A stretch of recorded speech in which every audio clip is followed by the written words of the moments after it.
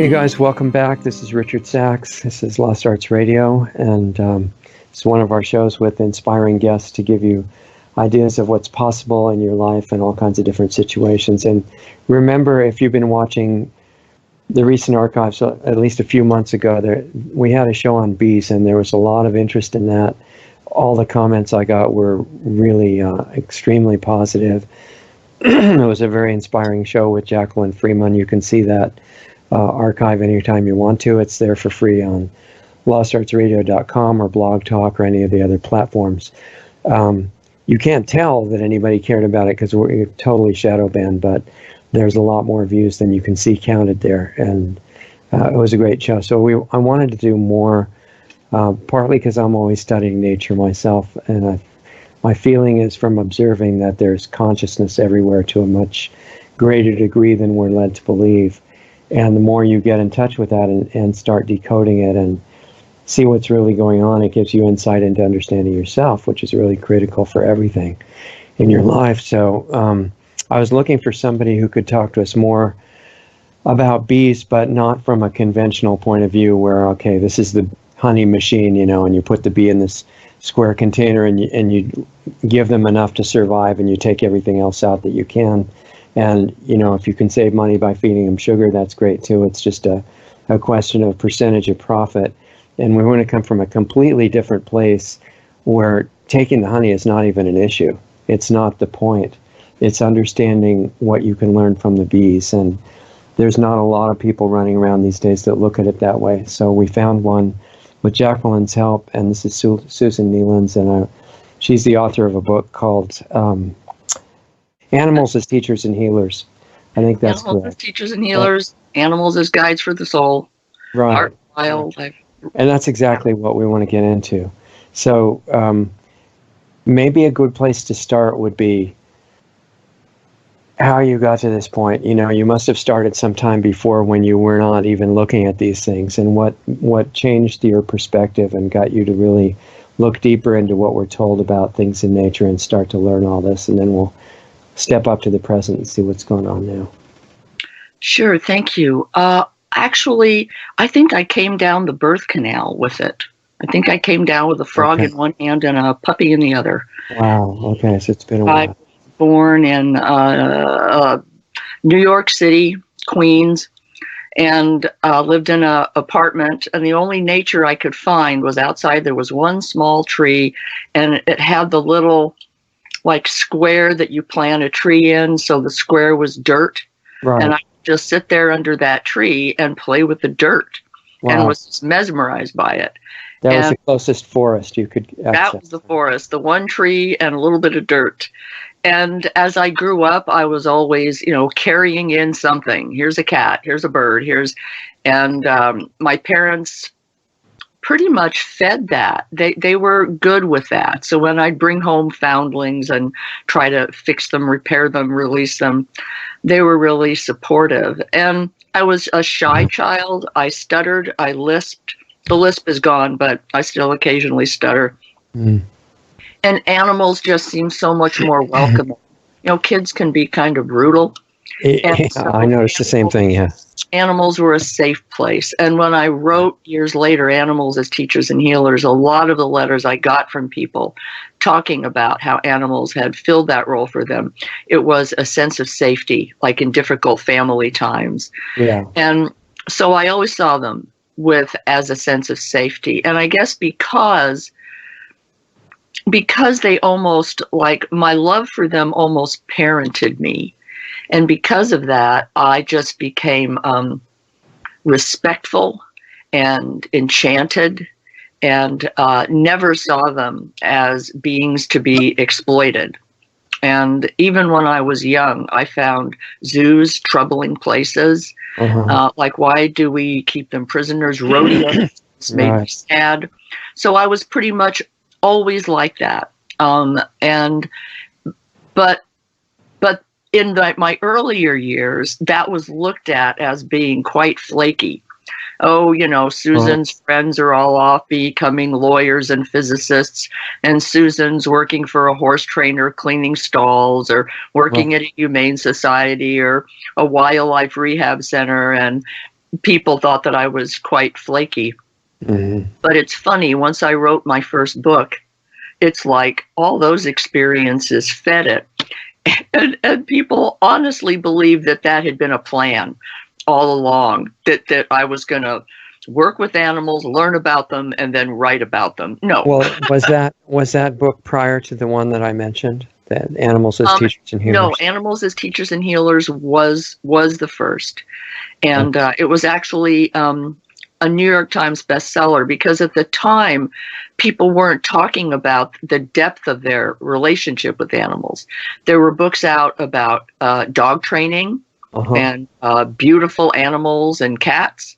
But in terms of the deep relational, meaningful encounter people had with animals in their backyards or with their pets, that wasn't being talked about. That was really laughed at. Mm-hmm. So I kind of gave a voice and some shelf space in a bookstore to that notion that these relations can be life transforming and life saving.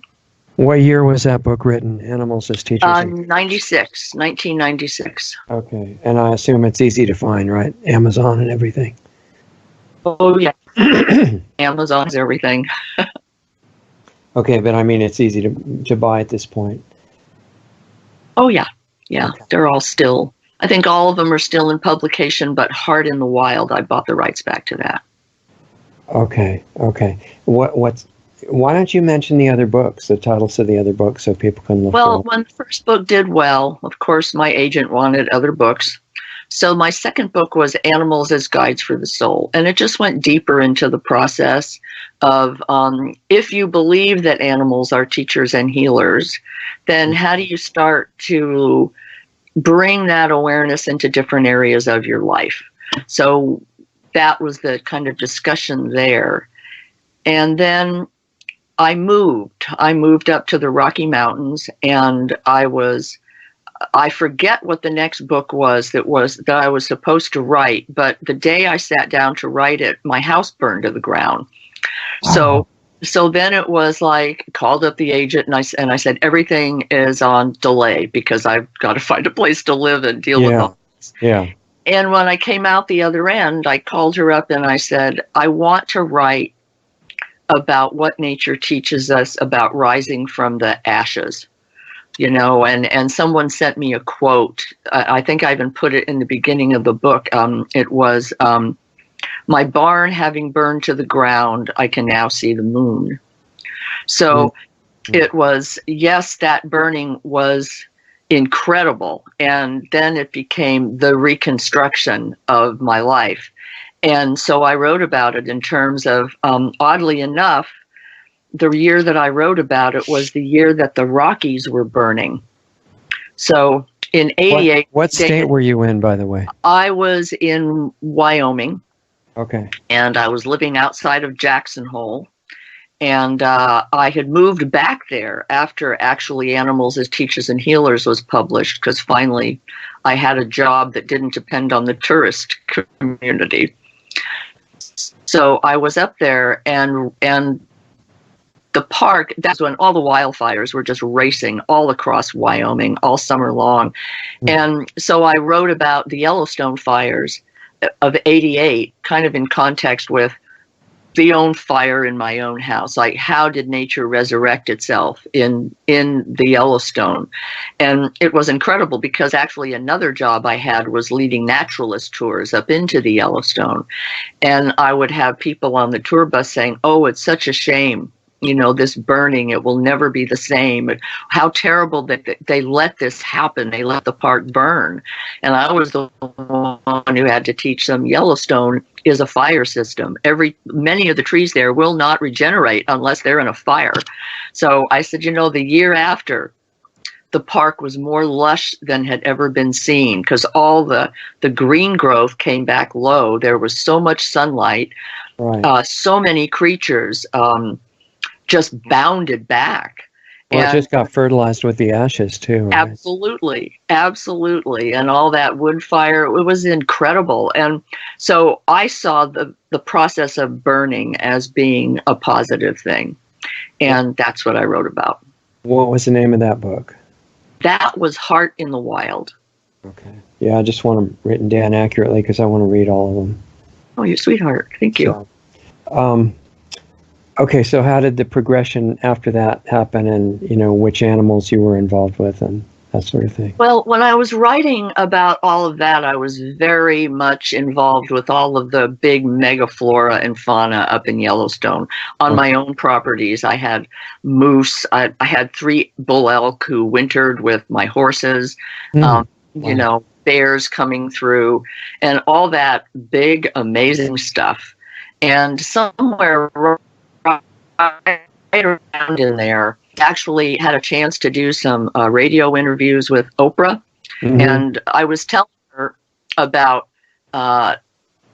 she was saying, well, you're a very unusual woman. And I said, not so. I mean, not so. I'm living in an unusual place, but my feelings about the world and the way I see things, that's nothing totally unusual. It's cultivated by anybody who cares about the outside world. He said something like, well, when I go out to Target, I don't have to stop for a herd of buffalo. Right. And I said, well, that may be true, but don't let the drama of wolves and buffalo and things move you away from the intimacy and the depth of this.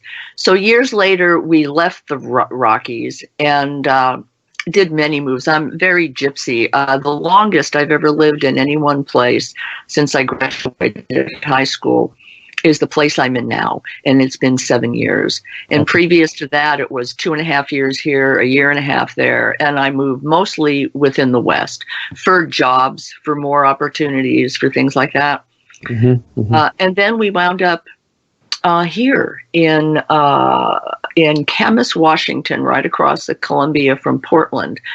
The first time in my adult life I moved into town off of property. The first time I had neighbors on all 4 sides that I could actually throw a ball at and hit. And I can walk to downtown. I'm in a 1930s mill house with a small yard. And I felt that was appropriate at that time. And it's been wonderful. It's been wonderful. And that comment of Oprah's about, well, you're kind of in unusual circumstances. How would we emulate any of that? So here I am. And so it's no longer wolves and, buffalo brigades. It's well, this morning I was delighted to discover, even at this late in the season, I've got a whopping big dragonfly larva in my bathtub pond. So that I had to tell my husband. It was like, oh my gosh, we've got another hellgrammite in there. And that little bathtub pond hosts peeper frogs and pollywogs. And to me, it's just as good as any nearby lake. All the life is all there. And in my yards, it's all the regular miscreants, the raccoons and the possums and the squirrels. So, and it's just as majestic to me. The feeling is just as deep and possibly even deeper, because when you're on big lands and tending them, you have to do big things. Big wheelbarrows, big gardens, big plowing. And here I'm on my hands and knees in the dirt a lot. So I've gotten a wonderful intimacy with a small plot of ground. And here is where I met bees. So, Okay, that's interesting. So, and you said you're in Washington, right? Across the Washington river State. from Oregon. And so you've been there 7 years. So 7 years ago, you really got introduced to bees in an intensive way. How did that start? Well, thanks to Jacqueline. We're colleagues now. And when I moved here, I was aware that my stamina was dropping seriously. I have a lot of health issues that have to do with treatment-resistant depression and incredible fatigue. So I have to marshal my resources and decide where to place them very carefully. Sure. And I realized that I used to be a wildlife rehabilitator, and I just could no longer do the long nights and the long days and the trauma of creatures continually dying in my hands. You were So rescuing them, I guess, right? I was rescuing them. I was raising skunks and possums and just all birds, any kind of native wildlife. And so I grew to know them in that way, and they became like avatars to me. Their lives incredible. And well, just as a quick question in the middle of that, when you're rescuing or saving a skunk, and I don't know if you're talking about baby ones or grown-up ones or both, how do you do that and stay smelling the same like you're normally smelling? You don't, but you can minimize it. Baby skunks spray all the time because that's how they play. They play like kittens. They hold their tail straight up, bounce around, really like Pepe Le Pew, and they spritz, spritz, spritz. But so they must have a resistant sense of smell themselves, so they don't get driven crazy by that. It doesn't bother them in the least. But when they're young, it doesn't have the musk behind it, so it doesn't last. I can wash it off. It's not as oil-based, basically. Right. But with adult skunks, if you're patient and you're quiet, you can get them to do what you need them to do without them spraying you. It's a matter of being very still and very compassionate.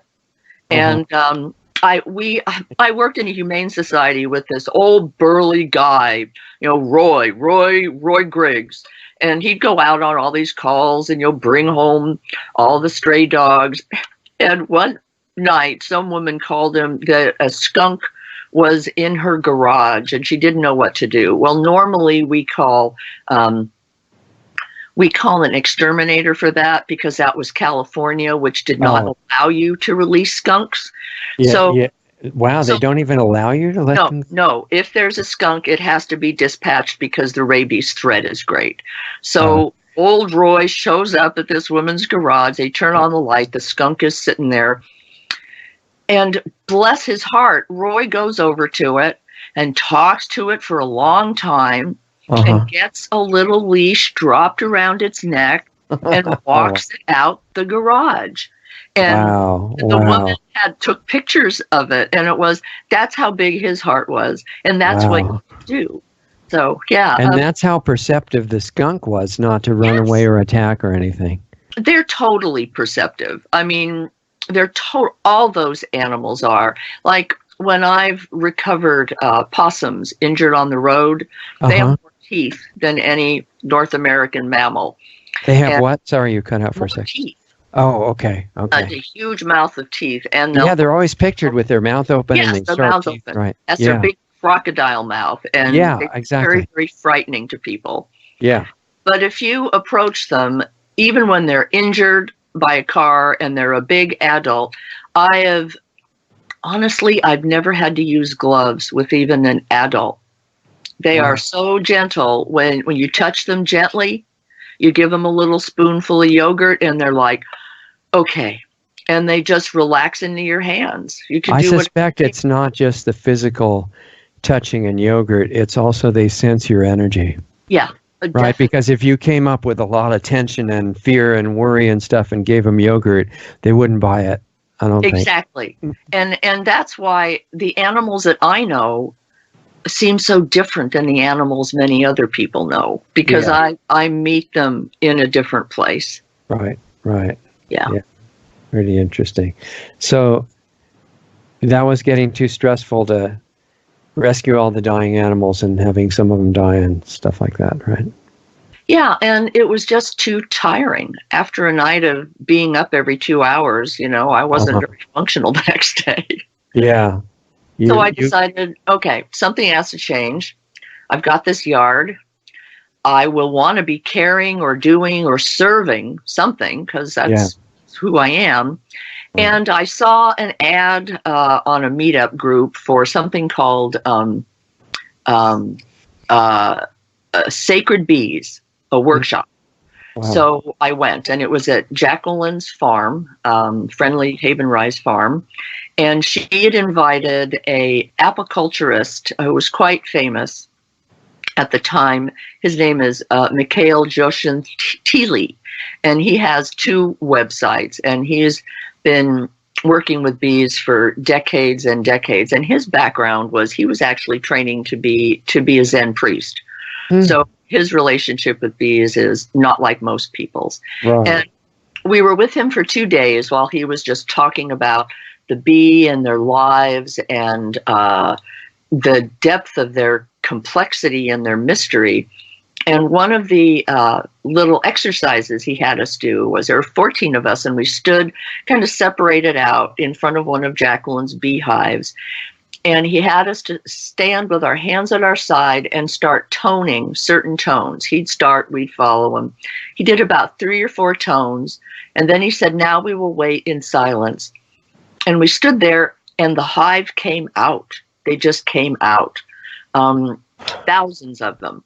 They came out, and they swirled around us, just swirling, swirling. They never touched any of us, but you could feel the flutter of the wings on your face. Wow. And we were just watching as the bees were hovering and moving between us. It was like liquid, like this liquid amber was surrounding us. And then they just swirled, and all of them back into the hive. And when I looked at around me, there were tears pouring down my face, and everybody had tears pouring down their faces. And we couldn't even speak to what had happened. We didn't know what had happened. We just knew what we felt. And it was, oh, that's who bees are. That's who bees are. And I need to know this. This is, animals have been my teachers all my life, and this is something I have never experienced. It sounds like there's intelligent life all over this planet except for humans, right? Yes. We have so much to learn. Yeah. And so many teachers, but we approach them either with greed or with arrogance or with fear. And that doesn't make, you couldn't have a relationship like that with a married partner. Right. And you can't have it with your dog, and you sure can't have it with a hive full of bees. I mean, animals ask you to step forward with your best and your most authentic, not with your ego. So, you have to be able to access a deeper part of yourself to even have a relationship with creatures. I have a friend, and every time I see him, he has questions for me. Like, I saw this creature in my backyard, and he's describing an opossum. And he says, is it dangerous? Do I have to worry? My daughter plays out there. Yeah. And to me, it's astonishing that somebody who's in their 40s doesn't even know what that animal is. And then I overheard one conversation years ago that was it just broke my heart. I'm walking through a park. A father's walking with his 4-year-old. A squirrel comes bouncing across the road. The child says, "Oh, Papa, what's that? What's that?" And Papa says, "I don't know. Maybe someone here can tell us." And it's like, you don't even know how to say hello to a squirrel. You don't know the name squirrel in this life. Yeah. And those kind of things I just find heartbreaking. And yet it's the common tone. People, like you said, like me, beekeepers like me, are not that common. And what people know about bees is they sting you. They sting you. That's the number one knowledge about bees. And they give honey. They give honey. Yeah, if you can get them out of the way so they don't sting you to death, you can steal the honey. You have to fight them to get the honey. That's absolutely, yeah. It's you or them. Yes. So this, I guess I've always wanted to deepen my relationships with animals. And when I met Jacqueline, I saw that she already had that. She came by that naturally. She has this incredible ability to to be a mediator and a channel, and she was born with it to a degree that I will never have. So I need to find different inroads. So I'm out here kind of coaching all the others like me who want to be on this path and need to find new tools all the time and finding ways to broaden it. Because I don't want anybody ever saying to me again, well, you're so unusual. How, I mean, most of us can't relate to that. Nope. I want to make it. Well, you want to change that so it's not true anymore. Yeah. One of the interesting questions that comes up when you notice every one of these animals has this deep conscious, self-aware consciousness and knows how you feel and responds to that and can harmonize with it if you know how to work with it and bring up that harmony in yourself so that you can fit together. What about large carnivores? To what extent would it work with them? I really think it completely depends on your own personal clarity. Especially if a wild animal is injured. So like with large carnivores, when I was young, I have one of my sacred names has to do with the word wolf. And so I've always been extraordinarily drawn to and taught by the wolf energy. And so I used to read a lot of old wolf stories when I was young, which sadly enough were mostly about trapping. And they would say, and I've seen it in films, where when a wolf is in a trap and then the trapper comes to get it, the wolf is acquiescent, and they often will hold out their paw like, please help. Wow. And I believe that they're in absolute pain, and they're open to help, and they don't get it in that case. And then the trapper comes and shoots the wolf or whatever. Or they're it is. clubbed to death. Yeah. Okay. But right. So all those stories from the Bible about, like, what is it, the thorn being removed from the lion's paw, and then the lion lies down gently next to the little animal that took this thorn out. Even the apex predators are incredibly intelligent. They have very difficult lives, and they have to be masterful to be able to live. Yeah. And because of that, they have incredible depth. And like for me personally, because I'm so attracted to wolves, and I've never believed that it's right to own one, I've always been attracted to primitive breeds of dogs that still have a lot of their kind of natural capacity. And those are animals that are extremely bright, extremely stubborn, and extremely intuitive. So, living with them is it's always a challenge, but it's a fascinating challenge. It really calls you forth. Yeah. So the apex predators, yes, I would never hesitate to walk up to something huge and hurt. It's just not my nature to hold back. Right. Yeah. I wonder about, two comments. One is I can relate to your comment on wolves. I used to rescue them. And I found out that you have to become a dominant member of the pack, but in harmony with all the others. And you don't control them like dogs. They don't take orders. Right. But they do understand if you're in their system. You negotiate with them. Yeah, and you show that you're the one that they need to follow. You can pick them up or roll them on their back or do things like that, after which they understand the order of, the pecking order of the whole thing.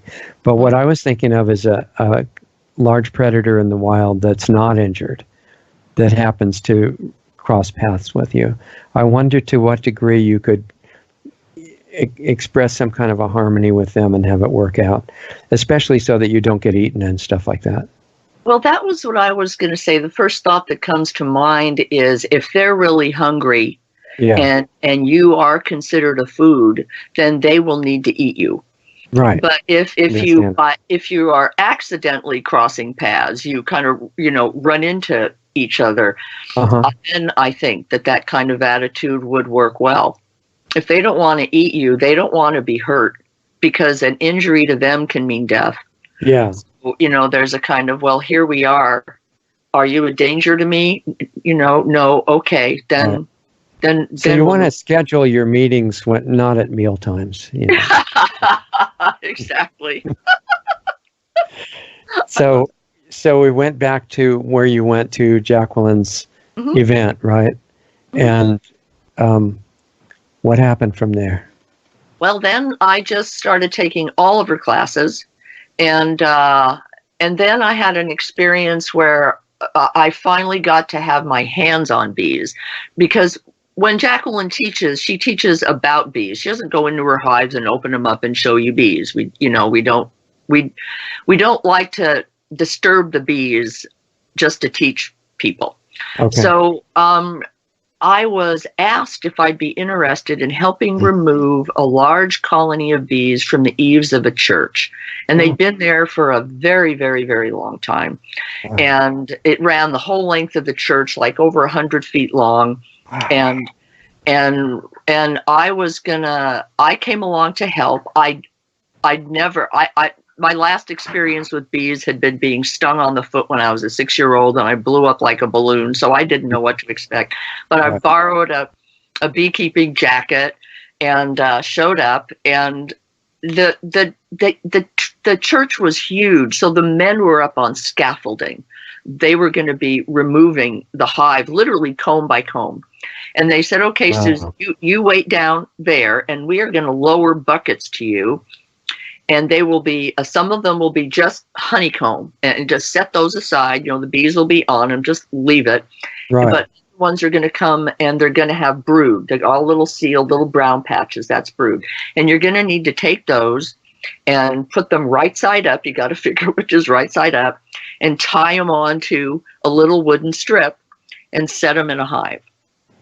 Okay, here we go. So you mean you brought the hives with you? Yes, right, so we had like 3 hives there all lined up because this colony was so large. We knew it would have to be placed into many hives.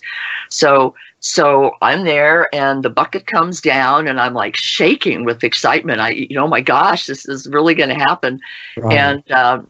And Jacqueline's only advice to me when I did this was, she said, the only thing you need to remember is just to stay calm. That's all you need to do. Exactly. And so the bucket came down. I was excited but calm, and I looked in, and it was like, oh, okay. My idea was that the brood combs were going to come down. I had no idea that the bees would be completely covering them on both sides, because bees won't leave their brood. Right. Okay, so I have to lift up this piece of comb, and it's covered with bees, and because it's covered with bees, it's really warm, and the wax is warm, and it hangs over like Dolly's watches, right? Just blip. Well, now one question about that. You said because it's covered with bees, it's warm. Mm-hmm. Bees are not warm-blooded animals, so where does that heat come from? Bees can regulate the temperature of their hive, and in that way, the actual hive environment itself is a mammal. The bee itself is an insect, but the hive itself acts like a mammal. It nurses its young, it regulates its temperature, it defends itself, it creates a home. It has all of the attributes. So was it were the sections you took down warmer than the outside air? The pieces were warmer because the bees will flutter their wing muscles. They can detach their wings and rapid fire their shoulder muscles and create heat. So they will flutter all over that comb to keep the brood warm. Because so it's kind of like the friction that each one is creating in the muscles. Yeah, exactly. Okay. And they can create a tremendous amount of heat. It's like rubbing 2 sticks together, basically, type thing. Yes. So they create this warmth on this wax combs to protect the babies. So I'm lifting this, and I have to lay it down so it goes. So some bees are being set on the table over these 2 strings, and I'm trying to tie them up, and the bees are all over me, and they're looking at my hands. And I had on gloves, and I realized this isn't going to work. You can't tie a knot Yeah, yeah. gloves, and you can't touch these bees without pressure with gloves. So I thought, okay. So I pulled off the gloves and I started working with them. And years ago, I sundanced with Lakota for 4 years.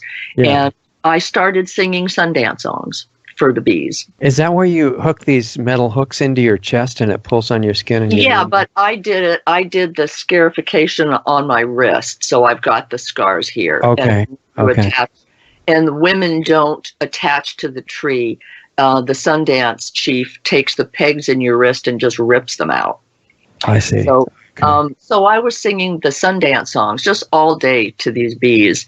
Right. And in the end of the day, we had probably moved about 80,000 bees, and I had 4 stings. And that was because I had accidentally like smushed one too hard and she nailed me. Yeah. Yeah. And I went home like so new to all this that everything was precious. They gave me a little bucket of honeycomb, and they gave me the old comb that wasn't even used anymore. It was so derelict and covered with spider webs and things. And I brought that home, and I'm looking at this. Look at this comb, and smelling it, and showing it to my husband. Look at this, bees, bees. I was just completely hooked at that point. And then one of the hives, the fellows who were taking the bees down asked if I'd like to put it in my yard. And they said, we'll keep an eye on the bees and kind of show you what to do. And I was ecstatic. So I moved them to my yard. And the fellow who placed them in my yard was, I didn't know, but basically kind of a very careless beekeeper. He didn't come much. He didn't tell me much. And I was kind of on my own with them, calling Jacqueline. Didn't want to bug her much. And this was a standard cubicle hive, right? No, fortunately, this was what's called a Warre hive. So it's a smaller cube. And rather than 4-sided wooden frames, there's just a little bar strip across the top. So the bees can build the comb any way that they want. Okay. But I made a tremendous amount of mistakes with them that summer, just not knowing. And it was a very difficult summer.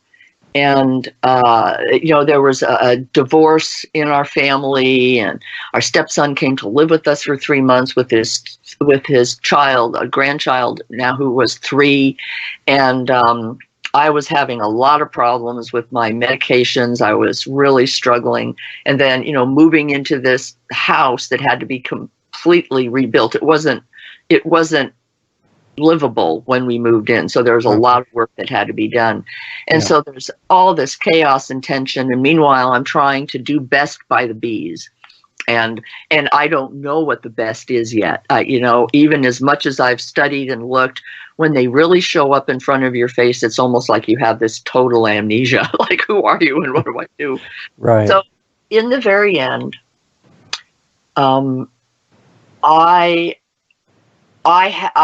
after my stepson and stepdaughter moved out, I just had a complete emotional collapse. It was like I was exhausted and drained, and there was no way to see a doctor because I'm on Medicare, and the psychiatrists and mental health providers in both these states almost don't exist unless you have a lot of money. So I could not get myself in front of a provider who could help me. So I lied. I went to the emergency room, and I told them I was going to kill myself. And I had a story all made up, and I told it all day. That should work.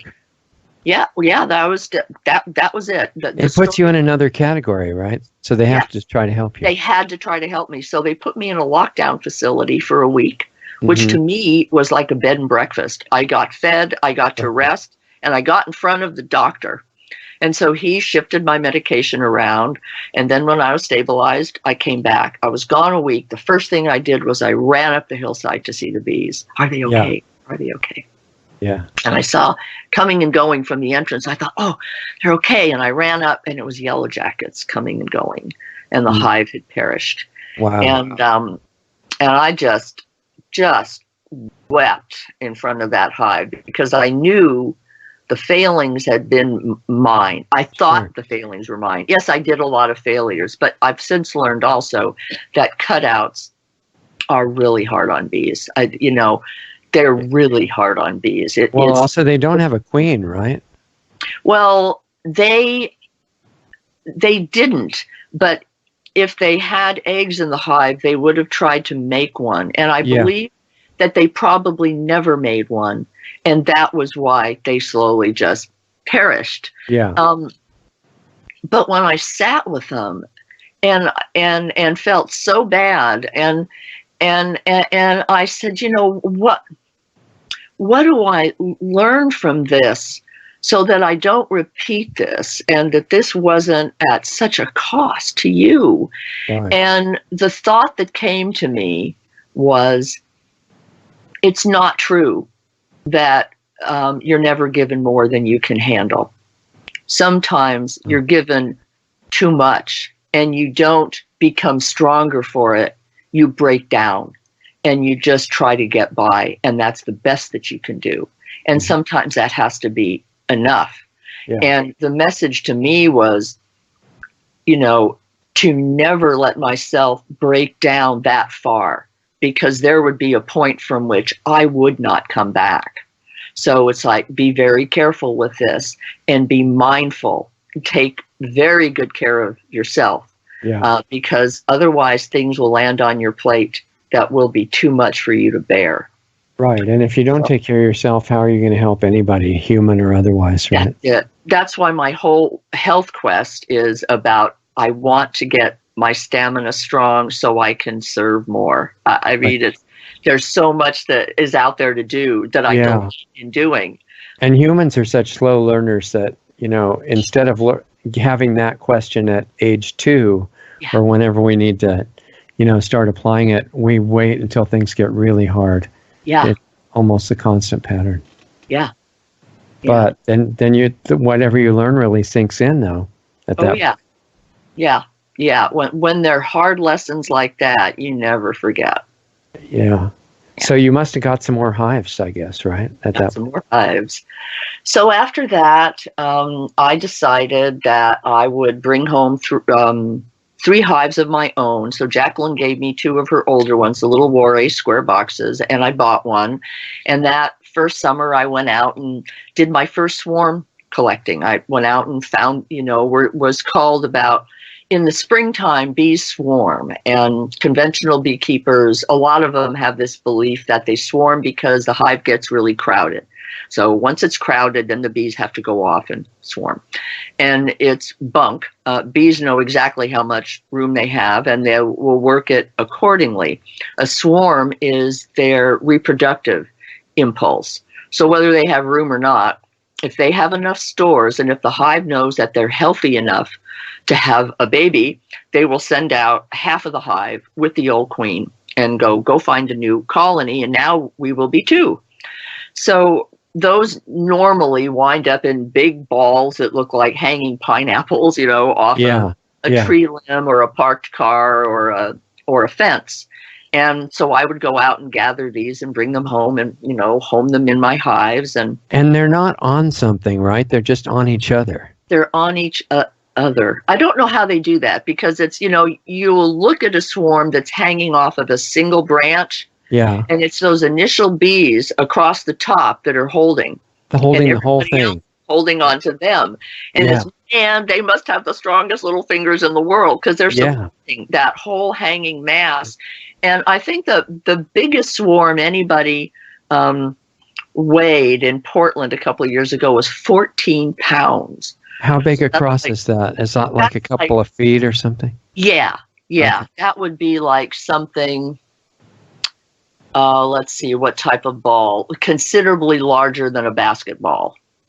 Right. Yeah. It would be like one of those big medicine balls they have in a gym, that you work exercise on. Yeah, that's amazing. So what Jacqueline had taught me and what I'd learned through the swarm classes was, when bees swarm out, they're almost in like an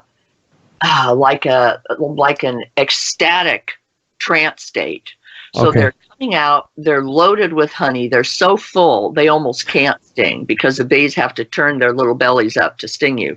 So they're like totally honey drunk because they're carrying stores for 3 days. The bees can hang there for 3 days and keep feeding each other on their honey stores. And then they have to find a home and they have to get wax built so they can start bringing in nectar.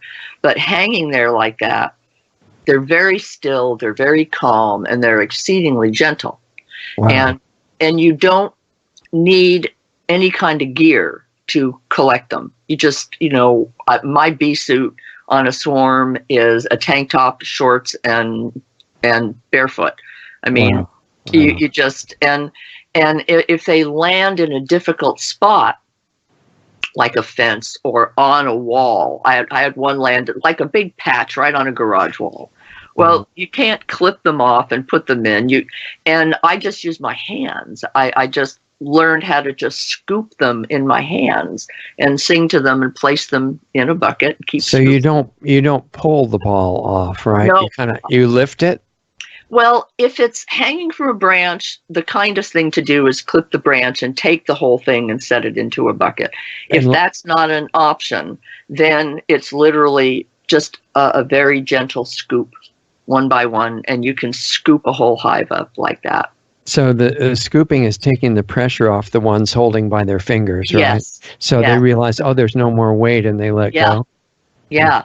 And you'll end up with a big clump just kind of falling into your hands. And then you set them in a bucket and just very gently just move your hands like this, and they'll leave. And then once you have scooped the queen, which you usually can't see, she's kind of hidden in there. Once the queen's gone into the bucket, then the bees will start to make a sound.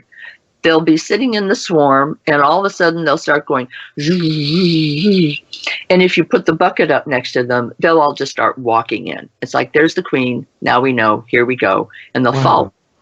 So, but you have to be really tuned in to hear that sound, to hear it. And you think, can bees hear sound? Do we know that? Yes, bees hear well, and they also really sense vibration. I don't think they have what you would call ears, but a lot of the hairs on their bodies are touch receptors. So they can feel vibrations, which is what we do. That's how we hear. It's like a vibratory thing. So they feel vibration across their fur, across their antenna, across their eyes. And that's how they read it. That's how they read sound. So far as I know, it's a mystery. Yeah. Sound is different to different kinds of animals. Like I know a really different example is like with snakes. They're deaf. They don't have the bones for ears or anything, but they pick up the sound through the whole surface that's touching the ground. Yeah. And they respond just like it's sound. Yeah. So the bees might do it through the hairs, like you said. Yeah. Yeah. So I learned how to kind of gather them like that and understand who the queen was to them, how they will move wherever she's at, and then homing them, and then, going through kind of some more mistakes. One of my things I'm trying to overcome is, ever since I've been little, to me, having a relationship with something means getting my hands on it. Yeah. Whether it's people, if I had a job now, I'd be outed on sexual harassment because I'm always patting people on the knee or rubbing their shoulders or something, and it's like, oh God, that doesn't cut it anymore, does it? But I'm that way. So that hence the work with humane societies and wildlife centers is hands-on. And with bees, you are taught that conventionally there are things we can do to help bees. And so my thinking was that meant like hands-on. I can help them the way I move the combs around. If I take a weak hive and add it to a strong hive, and, if I can consolidate the hive in the winter so that they don't have to heat all this space, that there are hands-on things that I can do. And I realized, and the bees taught me by failing, that pretty much any technique, any management technique that I did, offering a queen, combining hives, moving brood around, reducing hive size, moving hives, everything I did ended up being detrimental to them. It set them back. It was no help at all. And Jacqueline then too was coming to that exact same sense. And that is about when she handed the beekeeping classes over to me. She said, I've taught this for so long, and I'm different with my bees now. I can't even teach this way now. So I kind of rewrote the class and started teaching, and both Jacqueline and I got into lockstep about the less we do, the better off. And we started looking at ways that we genuinely could help bees. And the more we looked, the more we realized that conventional beekeeping practices were deadly in a lot of ways. And why don't you give some examples of that so that people know what you're talking about? Sure. Well, what we've learned recently, and this is very recently, within the last year, that a square box for bees is not healthy for them, because bees maintain the air, the healing air, the sterile air within the hive by working in the round and being able to affect every bit of heating and cooling, air coming in and air going out that happens in that hive. It's very hard for them to work with corners. And if you look in the corners of these boxes, a lot of them are moldy and there's moisture. And we've learned that there's a lot of molds, especially ground molds, that bees aren't accustomed to because they were an arboreal creature. They were off the ground. So ground bacteria and molds, they will clean them up, but it will kill them. So it's like, okay, you've got these square cornered boxes. This doesn't work. Now, the person who made those boxes was a guy named Lorenzo Langstroth. And he made them to be double walled. And he said, if you don't have double walls for insulation, don't use these because they're no good for bees. The bees, he even realized, had to be heavily insulated in their hive. The way you have to think about bees is you want the interior of the nest to be close to oblivious to the outside temps. You want these temperatures affecting the colony very, very slowly. Now, does that prevent the moisture in the mold? Totally. Huh. Totally. Okay. Because moisture and mold comes from condensation. The bees are warm, the side of the hive is cold. I see. Okay. And you get wet and you get mold. Right. And bees also like the air in their hive to be very humid, almost like vaporized air that moves throughout the colony and is infused with propolis, which is both their architectural glue and their medicine that they make for themselves out of tree resins. And so they infuse the air in the hive. They work better when it's a round cylinder. They can keep it completely covered, and they work best when they're crammed in. They don't like extra space. They are commanded by their biology to fill space, because the bees understand, probably at a level we don't grasp, that empty space and untended space can be dangerous space. It can become cold. It can become sickly. So bees like to be in a real tight space. Well, conventional beekeeping stacks hives on and off all the time. Here's a hive body. Here's another hive body. Here's a honey super. Build up the hive. So the bees are literally compelled to be in there filling those boxes all the time. So what we say, busy bees, these bees that are actually working like slaves, they never have a rest. They can never stop. They must keep working to keep themselves safe and warm. And we have a scientist friend who's been computing a lot of the data on bees in these kinds of hives. And Thank God for people who have minds that work like this, because I could never have followed this through.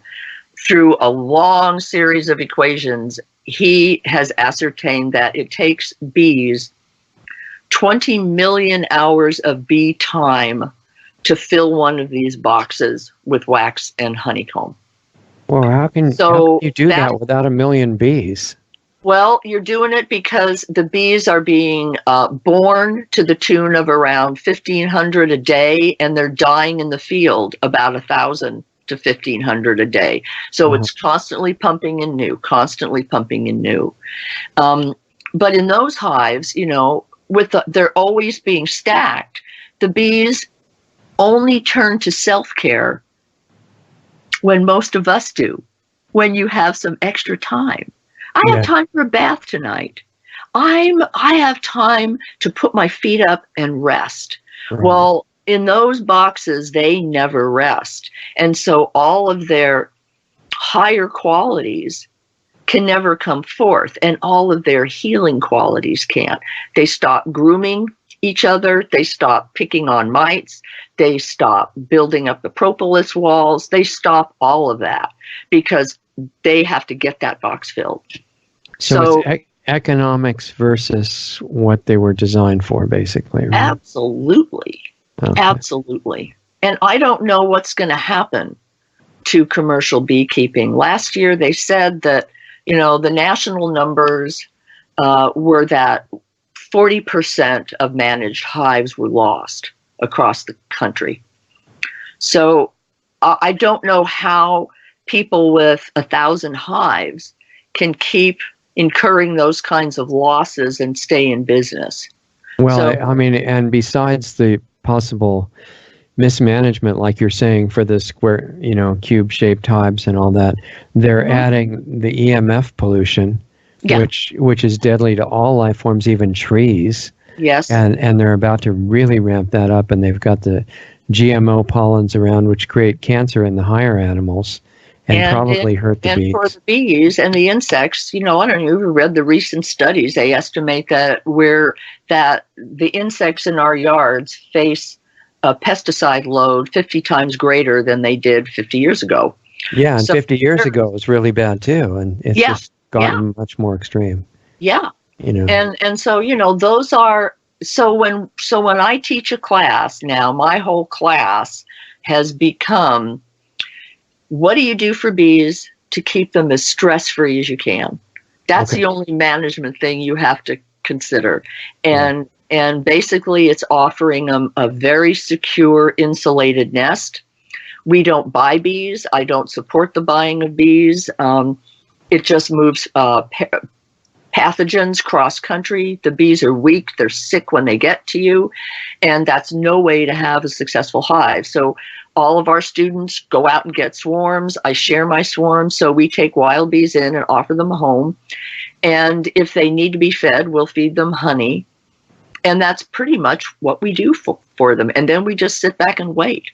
If you're starting new hives with wild bees, what about all the people who talk about, well, there's, you know, some kinds of bees that are really aggressive and dangerous and some kinds of bees that are not. How do you tell the difference, and is that even true? It's true. It's true because many years ago now in South America, they did indeed try to do the study of finding a different kind of bee that they could interbreed with the European honeybee to see if they could make it more resistant to the varroa mites. Because conventional beekeeping will tell you that their only problem is varroa mites, and it's not. But they started breeding an African bee down in South America with the European honeybee, and they discovered that the first few hybridizations of these actually made them even harder to deal with. And then somebody's always leaving a gate open. Somebody left part of the lab open, and a bunch of those bees got out, and they just had a field day down in the South America, perfect climate, tons and tons of forage, oh my gosh, and then they've been moving up steadily from the south since. And many, many of the bees, probably almost all in Texas, have Africanized genes in them now. And many bees in Southern California, Arizona, all of them have to work with these kinds of bees. And some of them are very aggressive, and some hives are not. It's a case-by-case basis. So if I lived in those communities, I would always bring out my gear if I were gathering a swarm. Well, and why would you want to gather a swarm that's not going to be workable anyway, right? I mean, that doesn't sound like it would be very good. That these are really good observations and excellent questions. There are people without out yards who are serious honey producers who like these bees. They just suit up to the hilt. They keep them far away from the public, and they work with those bees. And they are disease resistant. They're very strong, but you have to be very careful when you're working with them, and you probably would have to have all your property posted about it. Mm-hmm. We don't have that issue up north, because I've been told that one of the habits of Africanized or African bees is when they get very cold, like in a cold winter, they disperse. They fly out and they disperse. And honeybees contract and they keep themselves warm. So this dispersal, if they go out in the winter dispersed, they'll all die. Right. So they haven't made it this far north. So we have these very laid back, kind of old hippie bees up here. So it's just more dangerous working with the aggressive ones, right? I mean, yes. And that's all you can do if you're in a warmer climate. Yeah. Apparently. What people in warmer climates do, and so I'm very glad I don't live in a warmer climate, because I probably would not keep bees if that was the case. What they can do is they can buy a queen bee in a package who has no African genes. Mm-hmm. And they can introduce her to that hive. They can go in and pinch the queen that's there and then see if the hive will take a new queen. And if the hive does, within weeks, the whole genetics of that hive will change, because the hive that's there is essentially dead. The new queen starts laying. She has totally different genes, totally different drones, and then pretty soon all of the old bees die out and you have a new hive, and it's friendlier. Is there a danger of it being invaded by ones that are not friendly? If that hive swarms the next year, right, the old queen goes off, and if the new queen that is bred in there, if she goes out and mates with any Africanized drones, then she can bring some of that back in, and you'll have to just watch and see if she's calm. Yeah. So it's somewhat more risky and delicate in the southern climates, I guess, in general. Yes. They have their hands full. Yeah. Yeah. Wow. Interesting. Yeah. Okay. And so back, setting that question aside for a minute, if you look at the issue with the current bee industry, with so many of the bees dying, I mean, big percentages of the hives dying, there are all these external factors that we mentioned, like the pesticides that even now people make fun of, Rachel Carson and some of these people that were, they're saying, there's no environmental emergency. This is all fraud. There is a lot of fraud. I mean, the whole climate change thing is full of fraud, but there is massive real environmental emergencies that threaten all life on the planet. It's just not what the crazy side of that is talking about. It's completely different. But if you're aware of the real one, then you know that the pesticides and the EMF pollution, the GMOs, the chemical fertilizers which destroy the soil ecosystem, and all that stuff is not just unintelligent, it's intentional, not by the farmers who are using it, because they're pretty much just believing what they're told, but the people above the universities who are designing this stuff on purpose have negative intentions. If you're trying to raise bees in this environment, the question comes up, in this environment or not, can you harmoniously mesh making this an economically viable business with taking good care of the bees. Is that even possible? I don't believe that migratory beekeeping will ever be possible. Which means taking it out to an orchard and renting it out or something. Yes, bees are creatures of place, and they know their place. They, like my bees, they know what the winter forage here is. I've had these bees for a few years now. So oddly enough, even though it's a whole new batch of bees and, new queens coming in from swarms, they know where the forage is for winter. All of my bees left my yard about a week ago, and they're all over in the ivy now. And they didn't know that all these bees are new to ivy. They weren't here last year, but they know where it is because that mind is in that hive. It's transmitted, right? So moving around a lot is deadly to them, and it's also the way that all the bee diseases are shipped around the country within a year instead of decades. Right, exactly, and of course they're feeding them sugar water, and so they end up using antibiotics and drugs and things that make them even weaker, and then they need more drugs, and then they end up dying. But if you took away the migratory aspect, which is putting them on a truck and renting them to a field or a crop somewhere else, and you just had them in one place, even then, there's a serious question whether you can make it economically viable to produce honey for a business in that one spot and still take care of the bees the right way. Is it possible to do that at the same time? We're all, I think, asking ourselves that question now, and we all would like to know. Right now, I have students who adore their bees, and they really want some honey. Okay. And so what we're saying is, what we're saying right now is don't treat honey as a sweetener, treat it as a medicine. If you treat it as a medicine, you don't need as much. If you want it as a sweetener, just go out and buy, agave syrup or something. Just don't use honey for that. And so that would reduce the need for the volume of it. But basically, the people that in our group who want to keep bees and get some honey are they're taking a standard Langstroth box.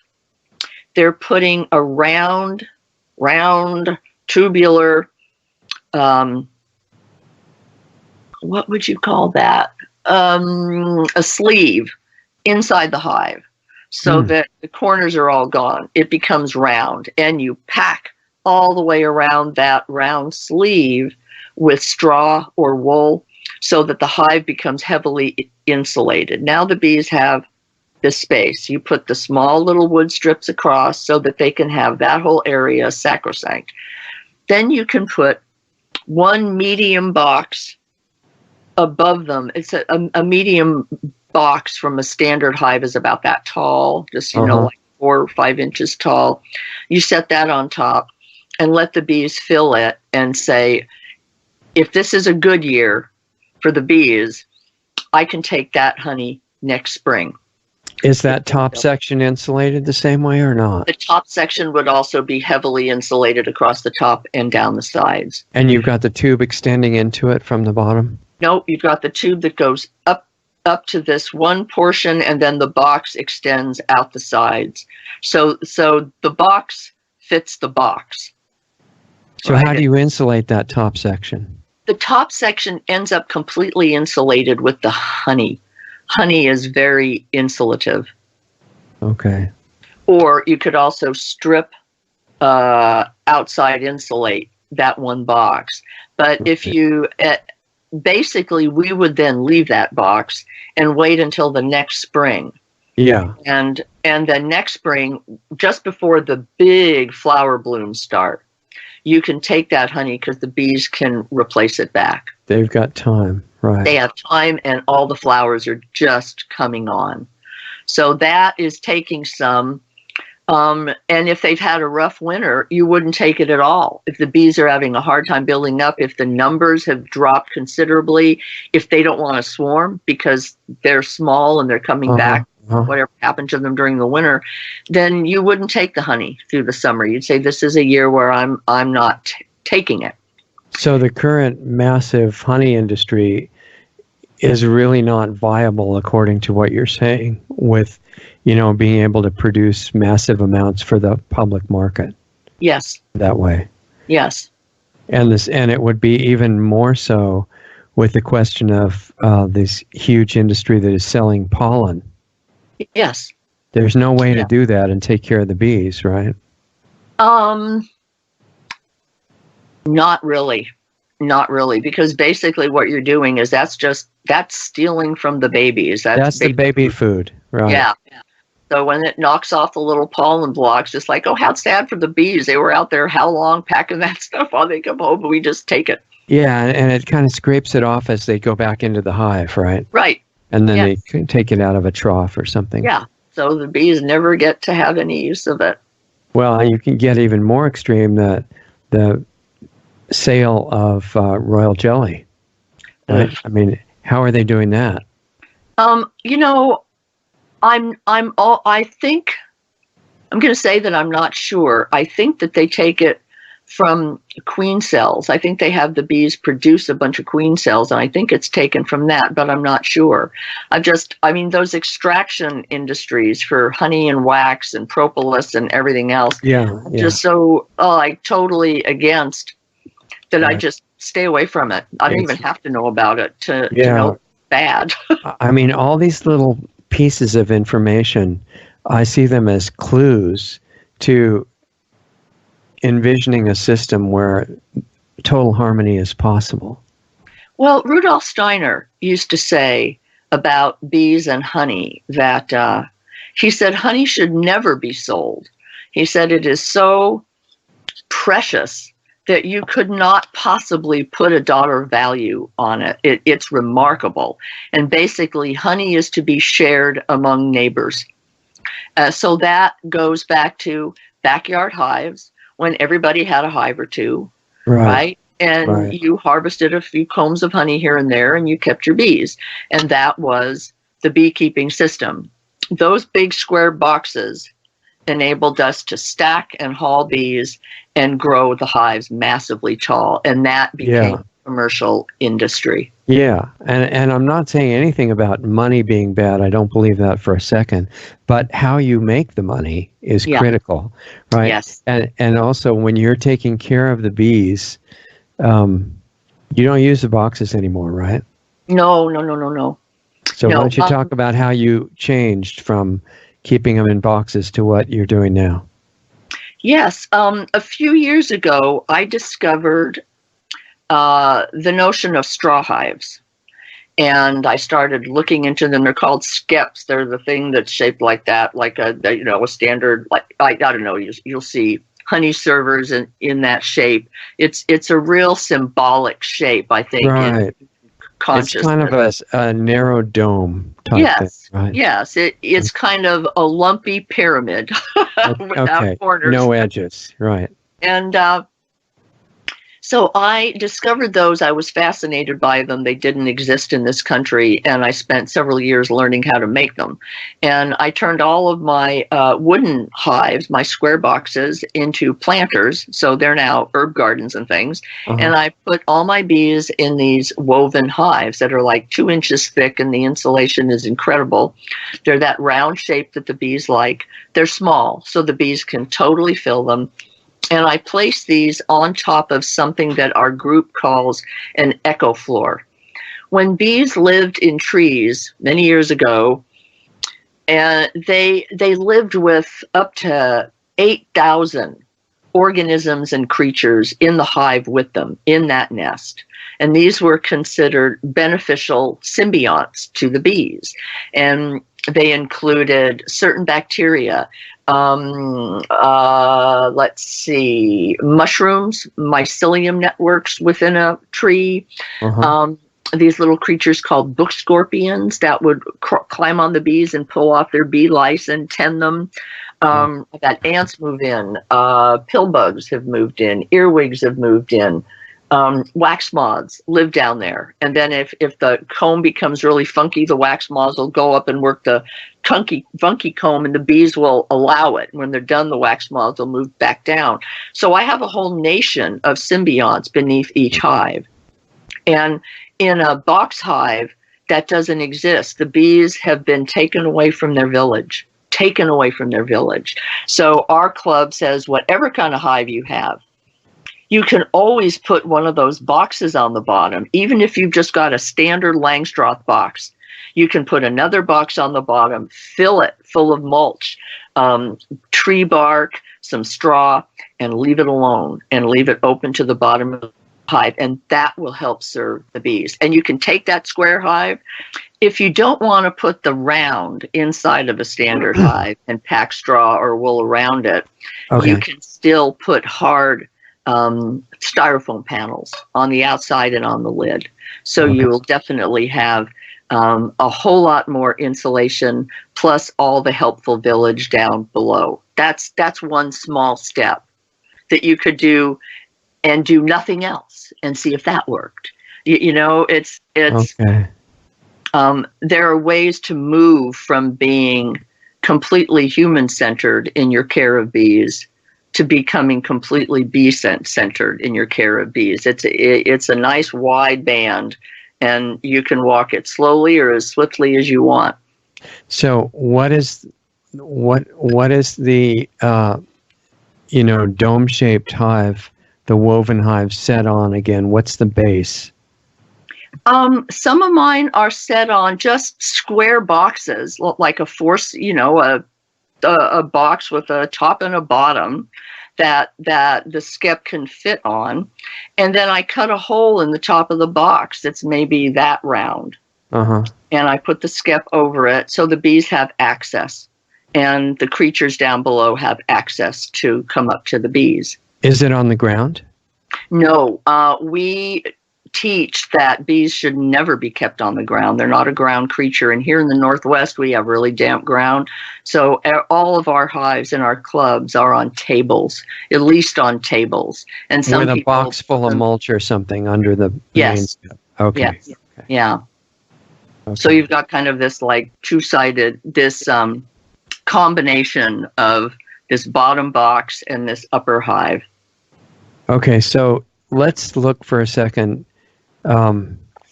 If you were not thinking of getting honey or pollen out of the hive, which obviously you're putting way down the list, instead of the primary reason that people mainly do it now is getting those things, what are your benefits from bees without honey and pollen? Oh my gosh. I'm no gardener, but my yard looks like Eden. Yeah. And my neighbors, once I got bees and started actually having them survive, started talking to me about, our yards have never looked so good. Your bees are over here. We're putting out watering stations for them. My flowers have never bloomed like this. My neighbor had what he thought was an ornamental pear tree in his yard for 20 years. The bees came and he got pears for the first time. He was in shock. Wow. So I've kept a very extensive journal of my yard and the bees coming. And in the first year, I'm talking about my little hillside saying, I'm planting all kinds of perennials in it. And I wrote down, it's doing okay. It's coming along. There's nothing lush. And now my backyard looks like a jungle. It's lush. I mean, what bees bring, and Jacqueline probably discussed some of this, is when bees fly over a garden, there's a light that comes through their wings. It's like a prism, and it allows a certain quality of light to reach the earth. When they land on a flower, when they fly, they build up a static charge in their wings. That's how come pollen light clings to them easily. When they touch a plant, they zap it, right? Because they built up an electrical charge, like you do if you go across a rug and then you touch a handle and it goes bink. It discharges, yeah. Yeah. So there's this little bink, bink, bink, bink, bink. Now think of a sunflower. with 100 bees landing on it that day. Bing, bing, bing, bing, bing, bing, bing, bing. The flower has grown up to be attractive to bees, so it has a relationship. It uses that energy. It needs that energy. Plants that are pollinated by human hand or by machine do not produce the quality or the amount of the fruit, and the plant itself does not look as healthy. That's what bees bring to the yard, and nobody is counting that, and that's like everything. That's okay, so that calling them little pollinating machines is not very perceptive. They're life bringers. They keep plants alive. You know, without pollinators, we would lose a lot of plants that we love now. And, you know, even the wind pollinated plants are benefited by pollinators visiting them too. So that's the joy for me, is seeing, you know, bees made this place. Bees made my yard. It's like, how did this happen? It was the bees. So they're not just pollinators. No, they're life bringers. They bring life. They touch the plants and they give them life. Yeah, it's remarkable. Yeah. And they also only pollinate from the strongest and the best plants. So my first couple of years when I was planting my hillside, it had been covered with many layers of weed cloth over the years, and then finally black plastic, and then rock. So I ripped up the whole hillside, and the whole hillside stunk because the soil had gone anaerobic. It was dead, it was compacted, and it stunk. Right. And everything that grew in it and flowered, there were no pollinators on, not the mason bees, not the honeybees, nothing. And it was, you know, and I could have said to myself, well, there's no bees in the area, I guess. Yeah. But what was really happening, and Jacqueline was reminding me, the toxins are coming out of that soil. Once that's cleaned out, you'll start to see the bees. And that was right. So now when I see something in my yard that isn't doing well, I know that that plant's just not doing well. And the bees don't want to move those genetics of that plant forward. Yeah, exactly. Mm-hmm. There's a lot of wisdom that is blocked by thinking about things and trying to figure them out, right? Yes. That's why I think I like really amorphous terms for bees. I like the word mysterious for bees. I heard about a remarkable thing about bees that just goes to like pondering, because you can't really figure these things out. In Holland last year, I listened to a bee master tell us that when they separated out the wax in a hive that had perished, when they separated out the drone comb, which is larger cells, from the maiden comb, the worker bee cells, melted it and turned it into candles, the wax was different and the candles burned differently. And it was totally obvious to everyone in the room that they were not the same. Right. And he said, we have no idea why this is. Is it the fact that the drones were in it and there's something in their metabolism? Do the bees work the wax differently for a drone cell? I mean, what is this?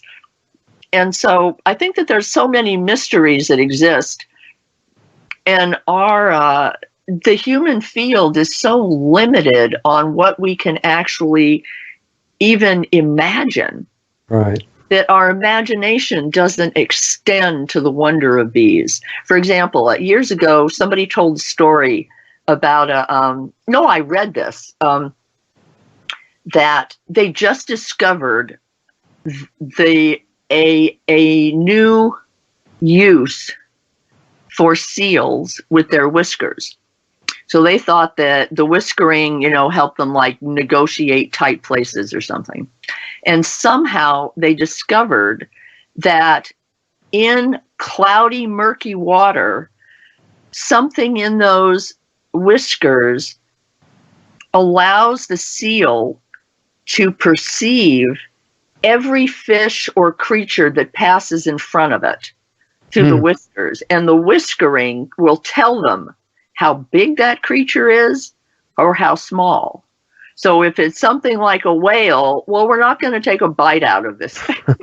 But if it's a nice little, flounder, maybe we'll go for it. So they use these as essentially another pair of eyes. And we didn't even think that would be possible, so we couldn't imagine that use.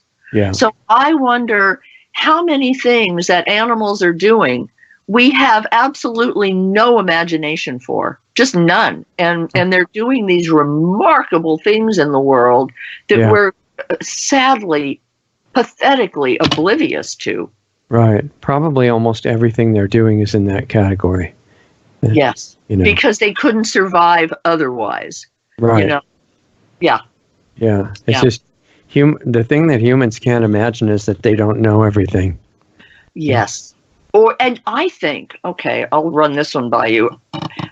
I think there's a lot of humans who believe that we can know everything, that we are able to know everything. We just have to find it out.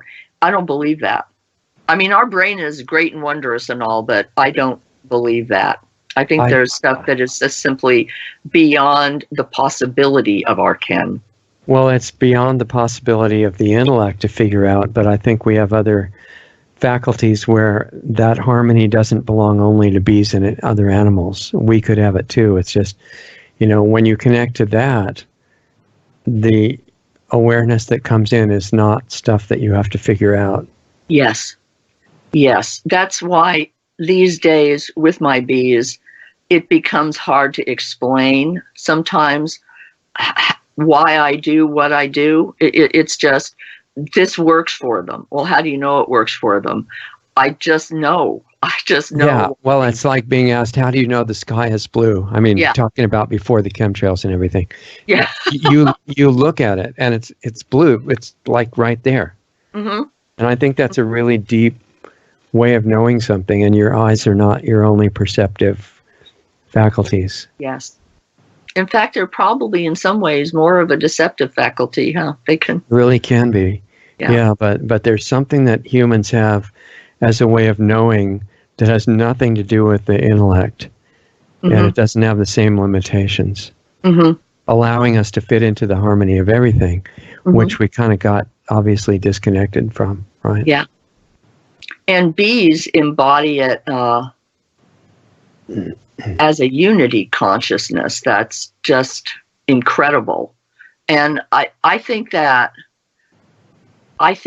we are really intimidated by the idea here in America of creatures that work on behalf of others all the time to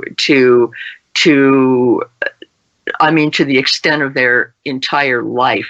And I remember on Star Trek when they used to have those episodes about the Borg, this like hive mind, and how these were like soldiers to the Borg, and how this was a bad thing. And it certainly could be. But in this case, this living for the whole is not enslavement, it's devotion, and in a way forward for 30 million years for bees. It is work. Well, I think the reason it can work is you don't have some crazy tyrant playing the part of the master of the whole thing. Yes. You've actually got that spirit that they're working for that is harmony. It's not going to misuse them. Exactly. And the human translation of it, it's a mess because you have they always try to sell a system, well, for the greater good, you give up your autonomy and then they make you a slave. And that version of it's not very nice. Yeah. But that's not happening with the bees or any of those creatures. No, there are not many creatures in this world willing to give up their reproductive rights. And maiden bees, which most people call the workers, do that voluntarily. Right. Because they are perfectly functioning bees, and they can lay eggs just like all the rest, and they give it up in service to the queen. They just work. That's all. They work and they tend the queen. They have discovered that in giving up that reproductive energy and putting it to the good of the hive, they leave that reproductive energy up to one big bee. And they are just in service to the rest of the hive. They don't have to concern themselves with that. But something also remarkable about bees is that in extreme cases, in a hive, if a queen bee perishes and they're not able to make a new one, the way they make a new queen is if there are eggs that she has laid, and if they any of those eggs can be turned into a queen by how it's fed and tended and the cell that it's drawn out with her. Yeah. So any egg can become a queen. So the maiden bees, if they can't create a new queen because there are no eggs, maybe the eggs are too old, the hive will die. So what the bees can start doing is they can start laying drones. So many of the maiden workers start to lay drone eggs because that's their second reproductive means. Now, clarify that there's a different kind of egg for a drone than for a worker? The workers, the drone egg is an unfertilized egg. Okay. Any egg that's laid that's unfertilized can become a drone. Okay. So when the queen lays, when she wants to lay workers, she arranges her uterus so that she spits out a fertilized egg. And then when she goes over to a drone cell, she shifts around and spits out an unfertilized egg. Okay. So the fact that even an unfertilized egg can become alive is amazing to me. But yeah. So the maiden bees will start laying drones. A whole hive will be drones. And they say, good, we're getting our ancestors out into the world. This is our hope for the future. And then the hive will perish. In very rare cases, and it's been documented, the maidens will actually lay a queen cell. They'll start laying queen cells. They'll treat them like queens.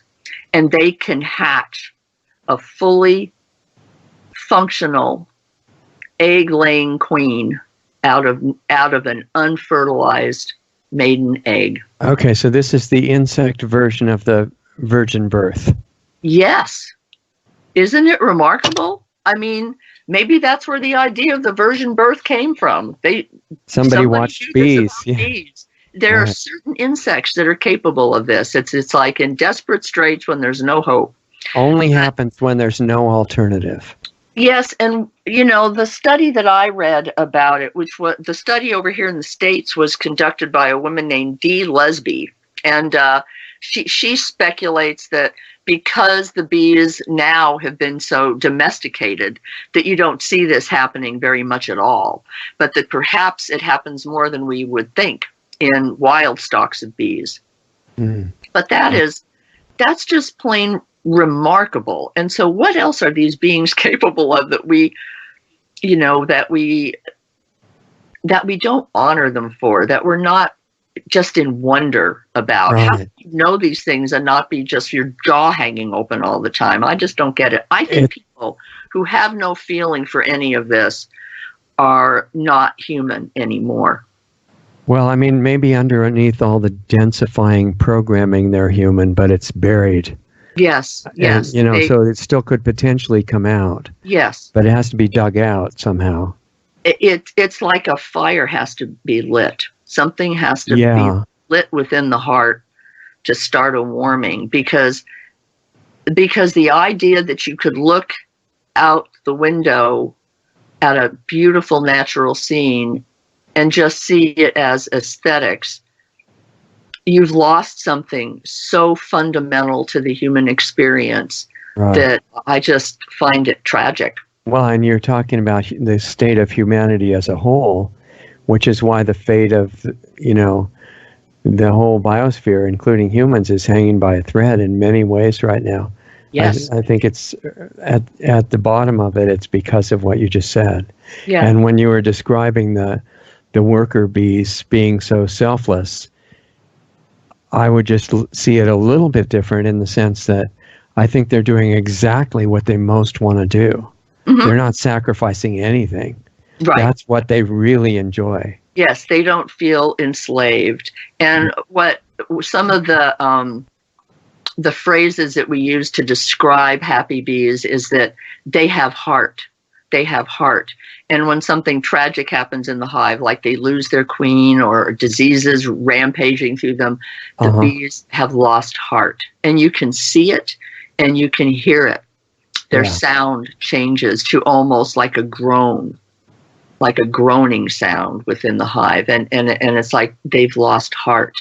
And I think that that too many of us on this planet have lost heart, and that's what's happening here. And to our students, I tell them, we're trying to hold this chalice of who the bee is so the bee can remain after all else has fallen away. We will still have the bee. We are not going to just sit by and say, nope, we're going to, keep them for honey and do this, and when it's done, it's done. No, our students are keeping bees alive just for the joy of that we're keeping them alive. Well, I think what you're talking about is priorities, because when the priority with anything is money and power, which is not evil, because money and power are both potentially great and very beneficial. But if they become the guiding priority on top and heart, like you describe it, is at the bottom, then it's suicide for the whole planetary life system. But if you put heart as the first priority, you don't say you don't need money and power for good things. You still do. But you put heart as the priority, and the criterion by which every other activity is judged, whether you're going to do it or not, then you get more money and power and good things than you could imagine the other way. It just comes about differently. Yes. Right. And I will say a story from my own experiences. When I did my first books, I was younger, 96, I was younger. And I really wanted to be famous so that I could have a voice, so that I could have the voice. And I think that wanting to be famous kept me from being famous. Isn't that funny? It's the same thing I was trying to say just now. I mean, you can have everything that you want, but your priorities determine how you get it. Yeah. And if the heart is put first, and you have to relax and say, I don't care what else I sacrifice that doesn't meet the criterion of the heart. Yeah. And then you accept the new things that can flood in because the other ones are discarded. Yeah. And you get more than you were trying to get in the beginning. Yeah. And you don't kill yourself. Yeah. I mean, spiritually speaking. Yes. Yes. Yeah. The life of purpose. Yeah. I can't see any other path. And I don't know. I think if I were still very, very young, I'd probably, be following little Greta all over the United States, trying to emulate her strength and her power. I think you'd do a better job, because yours comes from, spontaneous experience and insight. And she's unfortunately being groomed by people with very nefarious agendas. Do you think so? I really do, completely. Okay. And I know people would hate me for that, but I'm not saying that out of any malice toward anybody. I know the people that are behind that and giving her scripts. She's slightly autistic, and they're giving her basically not just what to say, but anger, fear, hatred of humanity, and things that don't go with real healing. And people are not catching that, and so they're picking up the anger and wanting to kill all the climate deniers and everybody. And it's the exact energy that will finish off all life on Earth. And it's masquerading as environmental concern. Yeah. So you've got these, and I don't want to monopolize our discussion here, but just I think it's really important, because they're recruiting children who don't understand the depth of what you've been talking about. Yeah. And what they feed them is fear and real hatred of the humans that are, doing things because they don't really understand what they're doing. Yes. This has to come out of harmony and love of life, not condemnation. And there's a subtle difference in energy there. seems to Oh, me. I don't even know if it's subtle. I can feel it in myself. I mean, if I go that route, I can get really snarky and I can use words well And as a it's writer. justified. I can, yeah, It's and always, it's like just stop it, stop it. Even if it's justified, it does no good. Does yeah. no good. No, I mean, justification is suicide, basically. Yeah. Because Yeah. every time there's a war, both sides are justified. And when there's a war between two individuals, it's the same way. Mm-hmm. They each know the other one is evil. Mm-hmm. And they're not watching themselves. Yeah. I think there's so many secrets that you've brought up as hints. One of them is the massive power that is in every single person, even though we're told we're nothing, 1 out of 7 billion or something. If one person cleans out themselves physically and then on higher levels, there's really almost no limit to what they can do as a chain reaction. If one of these little kids was going around demonstrating that, the rulers would be trying to stop them. Yes. But in this case, they're giving them money. It's a clue. Yes. Follow the money. Yes, always. Yeah. Not the money's bad. I'd like to see everybody really prosperous. But just with the caveat, don't do it in a way that's destructive, Yeah. And right now, the current beekeeping industry, I mean, we don't really have time to do it in detail, but basically what they're doing, and you can correct me because and I'm just guessing, they have these boxes that are mostly wood and even plastic they could be. Yes. Oh, gosh. Right? Which is worse. And they have them put with these plain, these little square planes of the matrix upon which they build the comb, right? And they put them on and they hang them from the top, and then they stack them. And they put a queen excluder between the bottom one where the queen lives and all the others. So the idea is to trick the bees into thinking, wow, we're really going to get a big hive. We're going to lay all these eggs on these upper layers and the queen can't get in. And so they fill them with honey for the new babies that they can't get because the queen can't get there. And then they sell it and feed sugar water to the bees during the winter to make sure that they still have food and take it all. It's all an industry based on putting the first priority as percentage of profit. Extraction industries have a tendency to be cruel. Extraction industries, you got to extract from something, and either it's Mother Nature or it's a bee. When you're extracting coal, when you're extracting gas, when you're extracting anything. Or if you start a country and extract money from the people as taxes. Yes. That works really well too. The same thing, that whole extraction mentality, which is just, there's a lot of greed in it.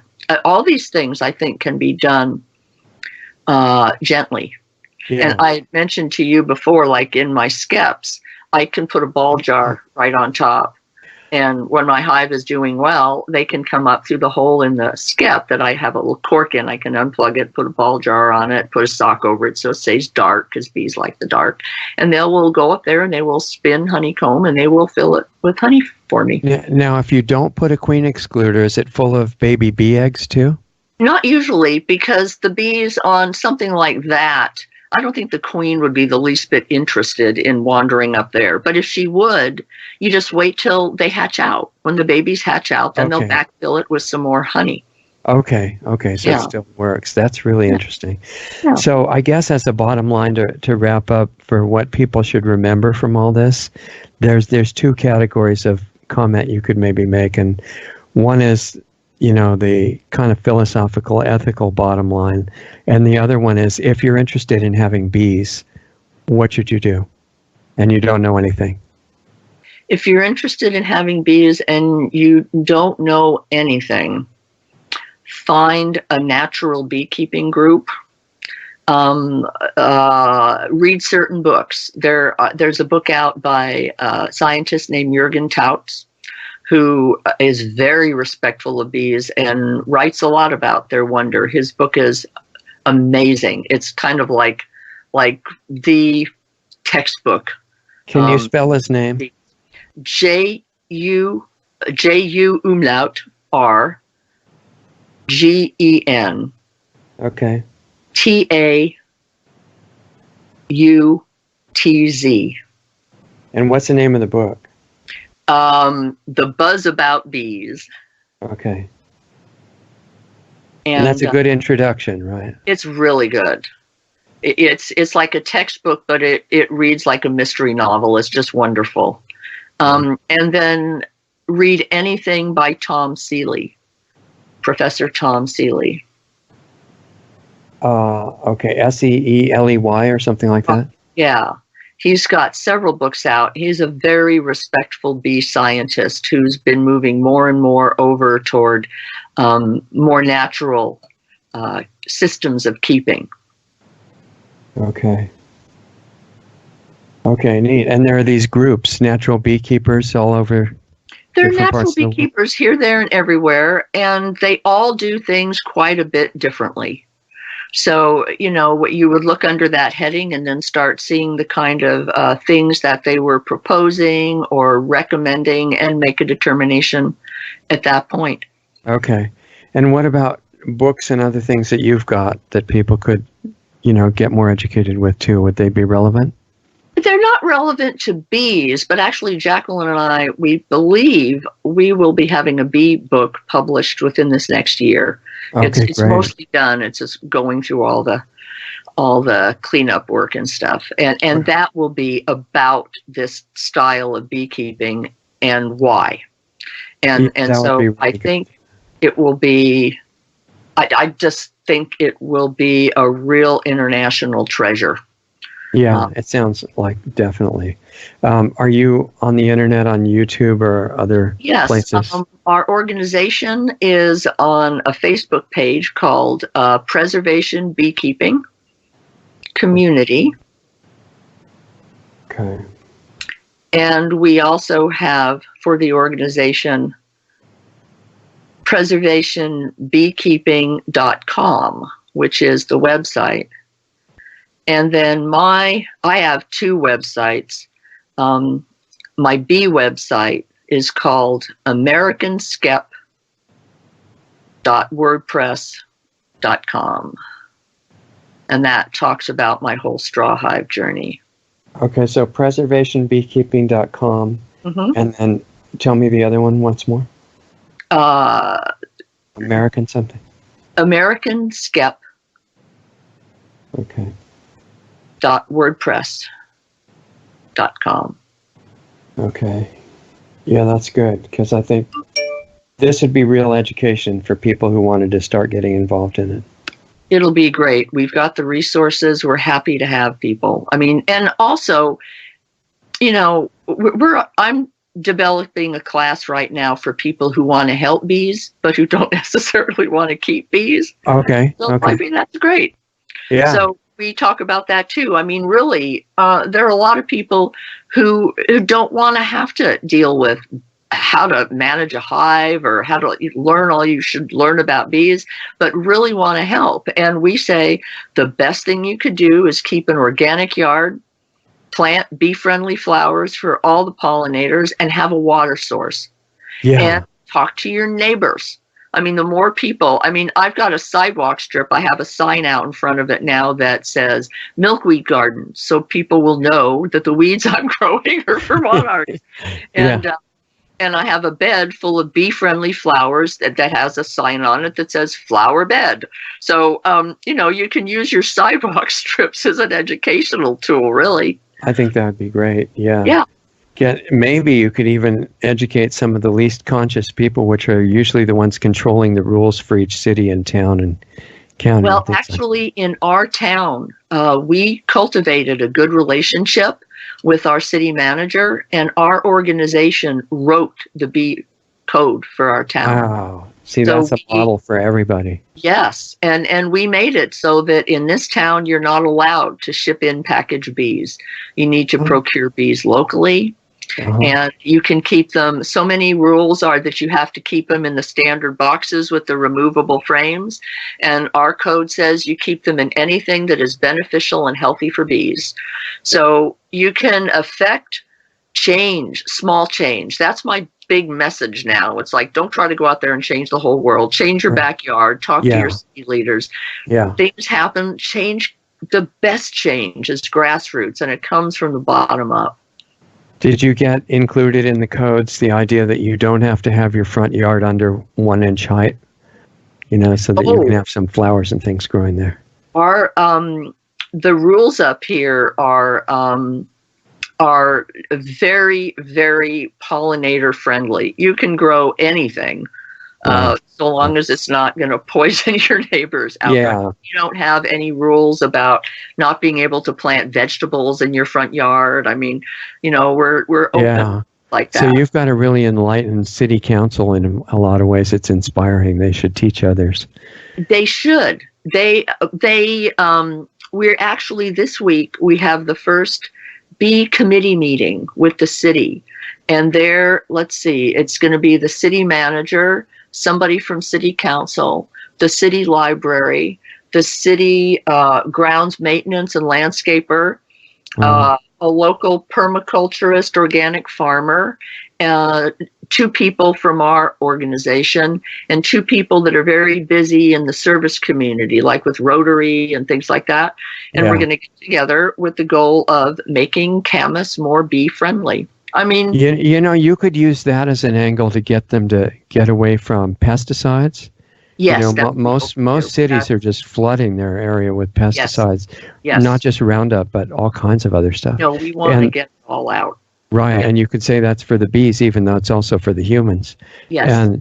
And you could maybe, I don't know if this is possible, but start introducing them to the idea of needing to get fiber optic cable and Wi-Fi, non-Wi-Fi sources of all the wiring for the computers and the, getting rid of EMF pollution. Because that is really open to that. They're remarkable. Basically, when we came to them, we said, everything we're going to tell you that's good for bees is also really good for the citizens of town. Yeah. So if we promote this from this angle, it serves everybody. And they just got on board. They said, we don't know anything about bees, but this is really cool. So they just listened. They read all the literature we handed them. They took it seriously. I would love to see what happens with that in the future, because they could become like a model for other city councils and county boards of supervisors. And that's our hope. Maybe even state governments. I mean, they're harder to reach, but it's not impossible. That sounds exciting. It is. Okay. Well, we covered enough for people to digest for a while, and hopefully you'll be back in the future. That was fun. So hold on, we'll say goodbye in the break here. Thank you. Okay, I hope you enjoyed that. That was Susan Knilans, and I'm looking at the microscopic notes that I wrote down about 2 sites that she told us that would be good to check out, and I'm going to go to them too in case they're different than what I saw already. One is preservationbeekeeping.com, preservationbeekeeping.com. The other one is American Skep, and I didn't ask her, but I assume it's SKEP. .wordpress.com, and also the books that she mentioned, her own books for sure, which are like background information on and experience of what she got from dealing with animals as teachers and healers, and that's one book, and then Animals as Guides for the Soul, and the third one is Heart in the Wild, and the other books that she mentioned as being really worthwhile that I'm going to try to look at. One of them is Jürgen Tautz, the Buzz About Bees, and she said his name is spelled Jurgen, last name Tautz, the Buzz About Bees, and the other one was Professor Tom Seeley, which I think is probably Seeley, any of his books. So that was really intense for me. There was so much that she was sharing with us, I think, maybe more than was apparent on the surface. This is a person that is really perceptive about nature, and we've kind of degenerated as a culture, and I mean a worldwide culture, into thinking, with this mistaken idea about modern science. Science used to be what Susan was talking about. It's observing nature, observing yourself, external and internal, with no preconceptions, and just noticing patterns, drawing conclusions from what you see and say, oh, well, I wonder if this means this, and setting up a little test that you can do to check if your hypothesis of what might be going on is true. It's not like reading some approved journal article and repeating it in different words or adding a couple of thoughts to it. It's like your own direct exploration. Kind of something that's essential to making life really dimensional and interesting. And she's one of these people like Jacqueline that's doing that every day and coming into harmony with nature. And I think the apparent conflict that was really interesting that she brought up is between reducing everything, like I learned about when I went to business school, into what is the percentage profit, how to make it more efficient. For example, making everything just-in-time delivery, they think that's really advanced, and it means that in 3 days there's nothing in the stores, but it's really efficient. I mean, kind of out of touch, not just with common sense, but with deeper perception too. And it's turned the relationship between humans and bees into how can we turn these into little robotic machines and just take everything we can for them as long as they're still alive, and look always for ways to maximize that further. That little thing is missing, that middle part about don't do anything unless it is in harmony with higher principles and the direct perception that you're supposed to have from the heart center, not just from cold intellect. And the people who think that they're really advanced by deleting that and just staying in that potentially frozen, vicious approach that now is threatening to destroy all life on the planet by design, not by mistake. What they miss is that there's nothing wrong with money and prosperity and abundance and power for good things and opening up our real potential, which is more power than our rulers can imagine right now because they don't see us manifesting it, but we could. And nothing wrong with any of that stuff, including money, but just have that little caveat after we've made all these mistakes and worked for or started things that ended up damaging the environment or people. That's not really necessary to have overwhelming prosperity. You don't have to have like austerity on one side and making money by destruction on the other side. There's something else, and it's like that sense of direct perception and harmony with the energies and consciousness that are flowing in nature, and then thinking, all right, how can we be in harmony with that and expand the benefits to ourselves and other life forms? And in the process, there's these little side effects like you love what you're doing, almost unknown to people in most jobs these days. And not only do you love what you're doing, but you're getting all the prosperity you can imagine and more. You don't give it up by making that absolute requirement that it has to be in line with what is coming from heart or from spirit or from harmony and deeper perception. And that's the main value. I think the specifics that she talked about, animals and bees and the relationship with humans, and the fact that even insects have this massive consciousness. They're not these little, what we were taught is that animals, and especially like these lowly insects, they don't have any idea. They're not aware of anything. They have nothing like our super developed emotional state or massively impressive intellect or anything like that. They just fly around and then they die, and they're basically nothing. That's not entirely accurate, to put it mildly.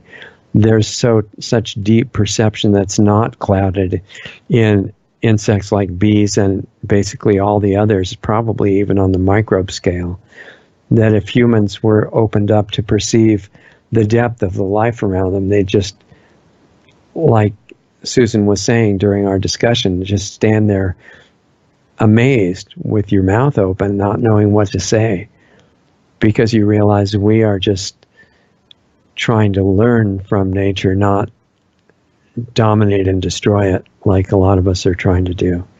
So anyway, I thought it was a great discussion, and I was telling Doug that I feel really honored and privileged that we get to sit here and in the front row of a discussion with people like Susan and so many others that have come on our show from day one and share this with you guys so that hopefully this adds to the education of all of us.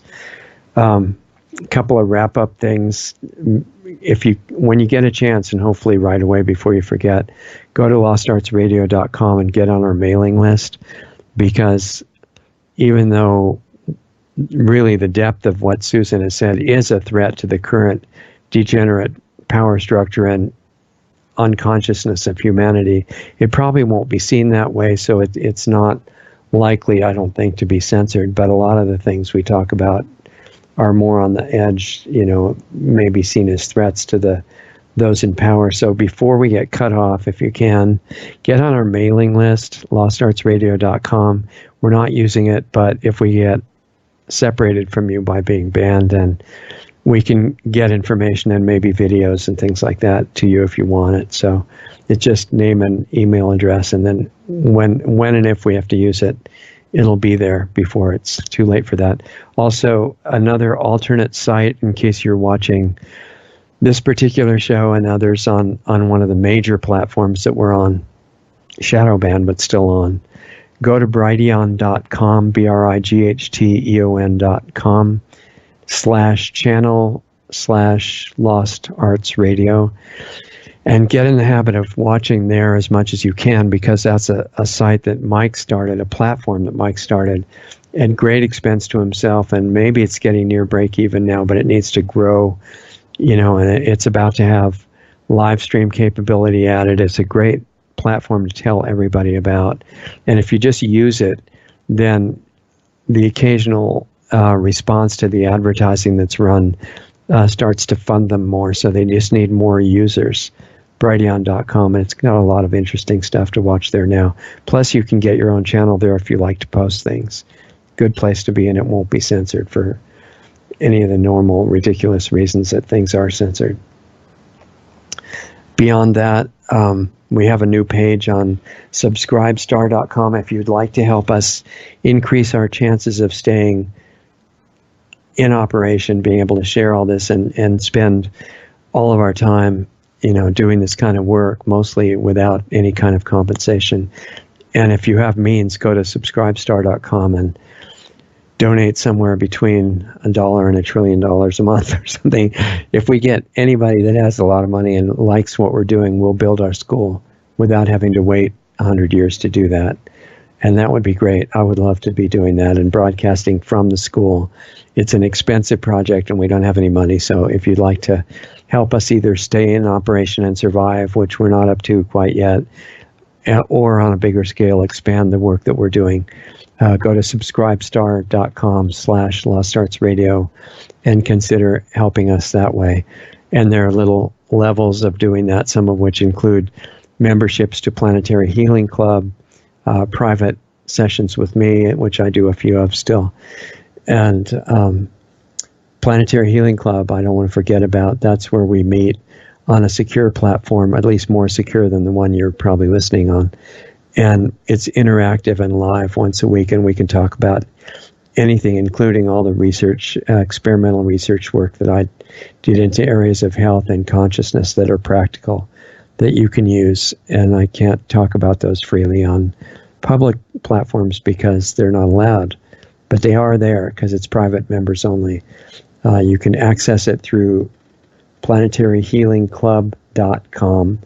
And if you're not sure about whether it's worth it, and I'm not saying it is for everybody, there are small dues that help us keep operating that are great if you feel like it's worth it for you. But if you're not sure, just ask a question if you want to, and I'll respond. It's richard@lostartsradio.com. I'll tell you more about what it's about or whatever you want to know. Or if you have any suggested guests or any comments about the shows or anything, send them in by email if you want to, richard@lostartsradio.com. I'm really glad to see feedback like that. And in the club, it's all lifetime interactive, so you might like that. And any kind of questions are welcome. Planetaryhealingclub.com. In the meantime, we'll put out what we can publicly, and extra videos during the week when time allows. And we try to stay in touch with you as much as we can. Next Sunday, we'll have another great guest show that you'll probably enjoy. And I appreciate your spending the time with us. I know your time is limited and valuable, so thank you. And thanks for making our shows possible. We'll talk to you soon. Introducing Lost Arts Radio on Subscribestar.com. Just go to Subscribestar.com/LostArtsRadio to find our rewards program, offering 10 different giving levels starting at just $5 a month.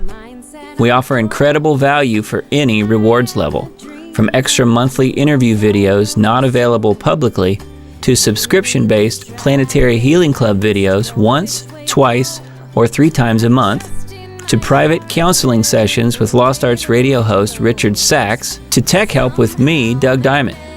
We even have one option where you can be the star on Lost Arts Radio as our guest on a specially produced show just for you. We conduct an interview with you and broadcast it to our growing network and listenership. Our Subscribe Star levels are one of a kind and offer great rewards for any budget.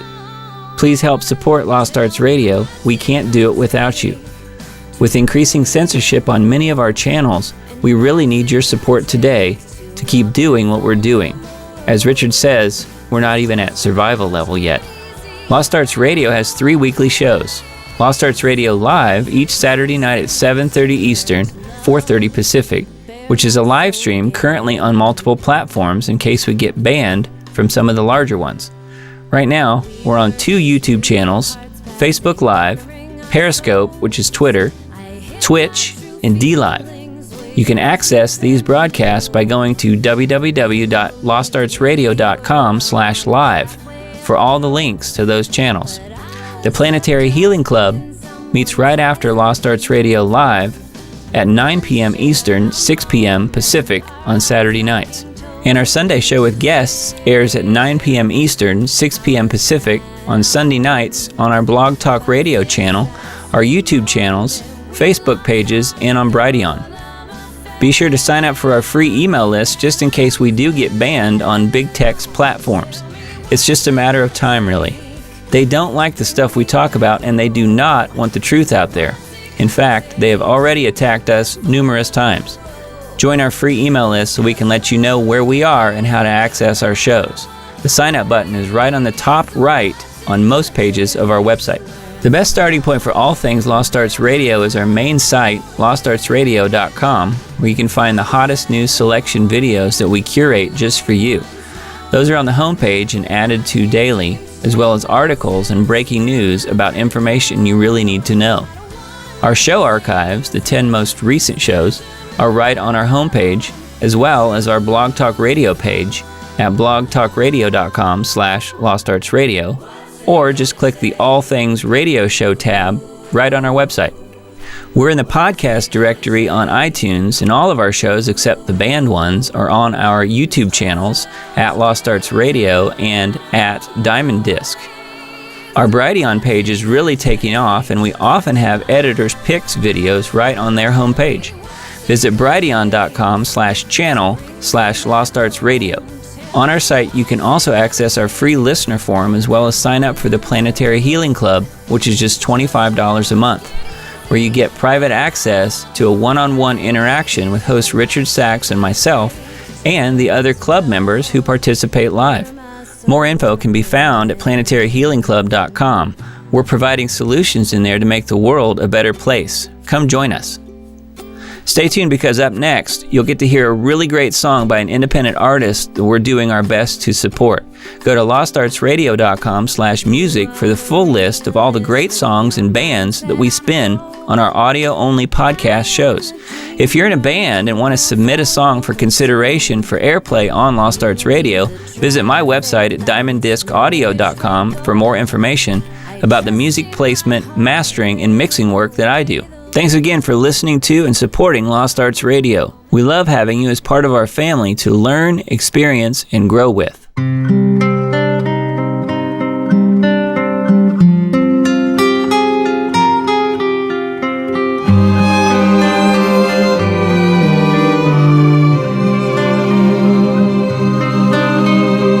Please stop your weeping.